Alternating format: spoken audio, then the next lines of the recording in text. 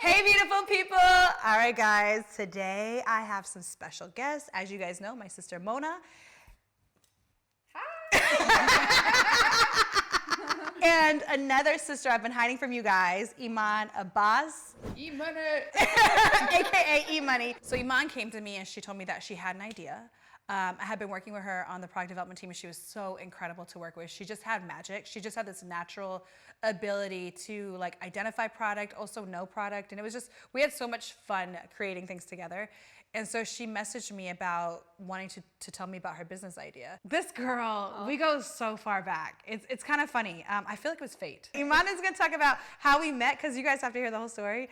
And then we're gonna talk about her brand. Thank you so much for having me here. This is like honestly a dream come true. So I've always been a huge fan and follower of Huda's. I feel like, you know, back in the day, Huda was the first, you know, Middle Eastern influencer of our time. I followed her religiously. I feel like she was the first person where I really connected to her because, you know, I have a Middle Eastern background. I was born and raised in the States, and she were one of the first people that I saw online on YouTube, on Instagram that I felt like I could really resonate with. So I was a huge fangirl. At the time, I was working at Sephora, and True story. I was getting ready to take a trip to visit my sister to come to Dubai, and I remember asking one of my coworkers, thinking, Sydney. Yes. Shout out to Sydney. Yeah. Changes lives. I asked Sid, would it be possible for me to go visit the Huda Beauty offices while I was in Dubai? I didn't know, you know, like it was a small team and it was like just a really like, small. Like I didn't know what to expect, but I asked. And she reached out to Huda. She said that there's a girl she'd love to come visit. She works for Sephora. Would it be possible for her to come visit and meet you guys? And yeah, I ended up coming and spending some time. And I think like the rest is history. I fell in love. And I think what really stood out is like I saw the magic that you guys were building, that you guys were creating with Huda Beauty. And I just wanted to be a part of the magic. And so after I left, a couple weeks later, I asked for a job. Yep. And Huda took a chance on me and decided to bring me out to Dubai. And 6 months later, I packed all my stuff into 3 suitcases and moved to Dubai to be a part of the product development team for Huda Beauty. Yep, so she started on product development. And it was crazy because she didn't really have experience at the time, but she hit the ground running. Do you remember the first time you met her? I do. I remember you were in our conference room in our old office, and we only had like one tiny conference room where Chris and I used to like work from. And It's where magic was made. Into the conference room, and I was like, this girl's just so beautiful. And she's so dope, and she's so sweet. And I think she named products even better than I do. I was like, this bitch is taking over. She is about to change your lives in many ways, and I'm going to tell you guys more about her very soon. But first, I want to start off with telling you guys a little bit something that is kind of crazy. You guys may have heard of our foundation called Huda Beauty Angels. It's an amazing business initiative where we're going to be investing in founders with a purpose, with a cause, who want to make amazing products and really change the world with product. But before we get into the details of what she is doing and her mission, I want to tell you guys about something kind of crazy about Huda Beauty Angels. So 9 years ago, before we actually had our products, we had the blog, we had kind of a little bit of a following through social platforms, but we didn't have our product yet. And when I was looking to get investment, I asked some people who were close to me in my life, who I knew were like very business oriented, to invest in us, to take a chance, to give us an opportunity. And I wasn't looking for a lot of money. It was $10,000 what I needed to get started, and nobody wanted to touch, anything that we were doing. I think a lot of times women are looked at when you are pursuing something that you're passionate about. Sometimes people misconstrue it and they think it's just a hobby versus a passion that actually does have the ability to change lives, and sometimes actually has the ability to become a business. I knew once we had the opportunity to create a business and actually be able to give back, that's something that we wanted to do. So Huda Beauty Angels is all about that, and I'm really excited for that. Really excited for Emaan. She messaged me, she was like, can I talk to you about a business idea? I get that request a lot from a lot of people inside the business, outside the business, and I know Emaan, I know what she's capable of, so I was very intrigued, but I wasn't sure what she was gonna bring to me. So I thought maybe she might wanna do her own brand, and I'm here to support it. But it was actually not what I expected, and she changed my life. Like, since she started this journey, I've learned so much from her, and I can't believe how much I'm obsessed with what you're doing. Because I did not think she changed me. So you have to tell everybody everything, because it's really beautiful. Okay. Yeah, your story's amazing. Yeah, I mean, I was actually really nervous to bring the idea to you not just because I was your employee and I didn't know how you would receive it, but because it's something that is very near and dear to my heart. I have had such a journey with my feminine and intimate wellness, and it's something that I've been so passionate about for so long. And I think a lot of it has to do with, just the things that I've been through and the way that I grew up. So I grew up in a Muslim Arab American home. My family is actually from Egypt. They immigrated to the States. And for those of you that don't know a lot about the Middle Eastern culture, sex and feminine wellness is such a taboo. It's something that I never grew up talking about in our home. A lot of what I did learn was either through school or through the tough experiences that I faced at a young age. And one of the biggest experiences I think that really transformed the way that I took care of my body was I was 21 and a senior in college, and I went for my very first gynecological exam. And they had discovered cancer on my cervix, which was caused by HPV that had gone undetected. It was, terrifying, and I just remember feeling like, wow, my whole world has turned upside down. And usually in those moments, you call your mom, you call your dad, you call your siblings, you try to seek support and answers and guidance. And because of my culture and the way that I was raised, I felt like I couldn't really turn to my family. I feared that they would be so disappointed and so ashamed and, make it about me having sex and being sexually active more than what was actually going on with my body. And so at the time, I decided that, this was a journey that I was going to have to go through on my own. And for a lot of my 20s, it just was about being, really careful and really aware of what was going on with my body. I also became super aware of the products that I was using on my body. And at the time, in the feminine wellness space, it's definitely transformed now, but at the time, there weren't a ton of products that felt credible. And there weren't a ton of products that felt like, oh, I'm excited to use this. A lot of the products that were out there were just embarrassing, a little shameful to purchase. I was really unsure if, they would help or hurt my body even more. And most of the products that I was buying, I found in the pharmacy. And I just didn't want to continue to feel like, one, something was wrong with me. And two, that I was on this journey alone. At the time it was before social media, before other social outlets were around. And I just felt like I didn't really have that community or that place to go to be educated. You were alone and figuring it out on your own. I mean, I had great doctors or people that I could lean on in terms of professionals, but I felt like I wanted more. You deserved more. That's why you're going to change it. Sorry, I'm really excited about everything she's doing. Really, really excited.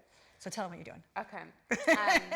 So I mean, it has been a long road, and a long road of, becoming really in touch and in tune with my feminine wellness, my intimate wellness. But I wanted to create a brand that I wish I had when I was going through my journey. So that's why we've created this brand, KETISH.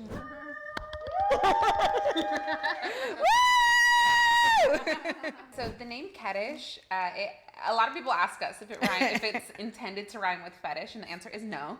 It actually has a much more personal and meaningful inspiration point behind it. But when I first started thinking of this brand, I was really inspired by my Egyptian culture. And you'll definitely see it when you start seeing the brand and the gold details or the ingredients and the formula. But I wanted to choose a name that had to do with my culture. And there's been so many, powerful, inspiring women in Egyptian history. Strong women. Like Cleopatra, Nefertiti. And we were really moved by those women. And so we started to do our research, and we found the ancient Egyptian goddess of love and passion and sexuality. Her name is KETISH. She's also the goddess of pleasure, which is perfect.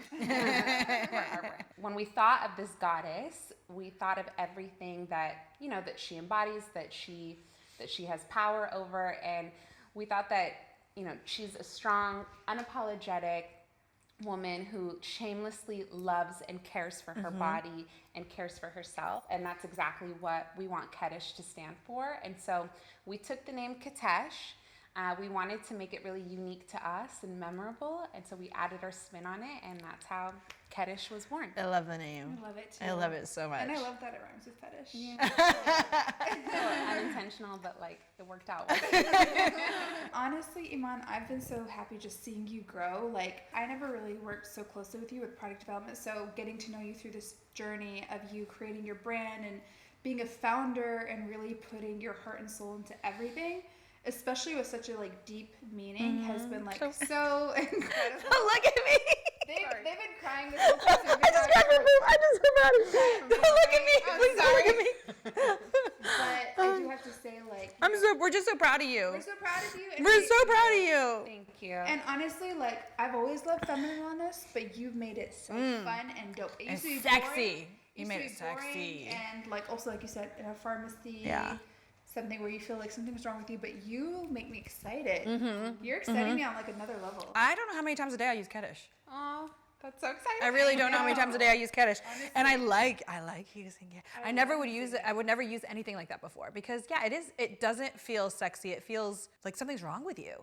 And I feel like I'm treating myself. Yeah. It's like luxury service for yourself. Yeah. And you know what I love that you're doing? It's not that you're just creating So I keep dope touching you. products. I'm so proud of you. You're also like creating a movement and telling women to be proud of your vag Absolutely wash. you Like, are. I also used to like hide my vaginal wash every time people would come over to use my bathroom. I'd be like, oh, let me put that away. But like, why should we? Like, not only is KETISH dope, but you're also changing the perspective around like feminine wellness and everything about it. And honestly, I really do feel that you and KETISH and the team are changing that narrative. Like, I can't believe how much I feel comfortable in that space now. And it's true, we all have felt shame. We all have felt embarrassment around just certain aspects of taking care of yourself. Like, I hadn't gotten a pap smear till after I gave birth. Wow. But so many people out there are like that. So many people out there just think that if you have your pad, if you have your period, you have to hide it. Right. And Emaan has taught me so much. I know she's taught Mona so much about just around the shame, around the inequalities around the shame. Can I be honest? What? I also didn't even realize I was embarrassed until you brought it up. Because I was like, I'm not embarrassed. But then you're like, oh, do you hide your wipes? Do you hide your wash? I was like, yes, I do. Yeah. So that's totally not normal. Like, why do we do this to ourselves? Yeah. I mean, something that we've learned in building this brand, we've had the opportunity to talk to so many women.